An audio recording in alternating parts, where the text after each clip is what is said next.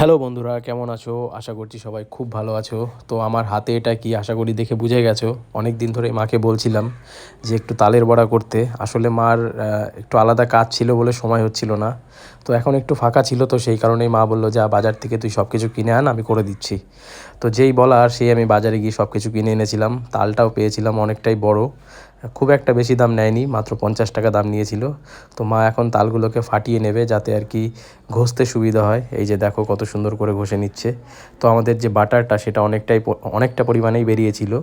আর এগুলোকে এখন মশারি দিয়ে সেঁকে নিচ্ছে যাতে ভিতরে কোনো আঁশ বা কিছু না থাকে। তো দেখো কত সুন্দর ক্লিন হয়ে বেরিয়ে গেছে। আর তারপরে আমি মাকে বলেছিলাম যে দাও আমি একটু করি। তো দেখছিলাম বলে ভালো লাগছিল, তো সেই ক্ষেত্রে আমি করছিলাম, একে একে সব কিছু দিয়ে নিয়েছিলাম। দেওয়ার পরে আর কি ওই যে তালের বাটার সেটাও আর কি দিয়ে দিয়েছিলাম, দিয়ে আর কি মাখাচ্ছিলাম পুরো ময়দার সাথে। তো করতে খুবই ভালো লাগছিল এরকম। যখন মা রান্না করতো আমি ভাবতাম যদি আমিও কিছু করতে পারতাম তো খুবই ভালো হতো। তো দেখো আমাদের বাটারটা তৈরি হয়ে গেছে, কত সুন্দর কালার এসছে। তো মা এগুলোকে আর কি এখন বড়ার মতন করে তেলের মধ্যে ভেজে নেবে আর কি। তো দেখো কত সুন্দর করে মা সাজিয়ে দিয়েছে। আমি দেখছিলাম আর শিখছিলাম, জিনিসটা দেখতে খুবই ভালো লাগছিল। আর কালারটা দেখো কত সুন্দর সোনালি কালার চলে এসছে, পুরো অনেকটা রসগোল্লার মতন মিষ্টি, কালো জামের মতন। তো এখানে মা করছিল আর আমি একটা একটা করে খাচ্ছিলাম। তো খেতে খুবই ভালো লাগছিল।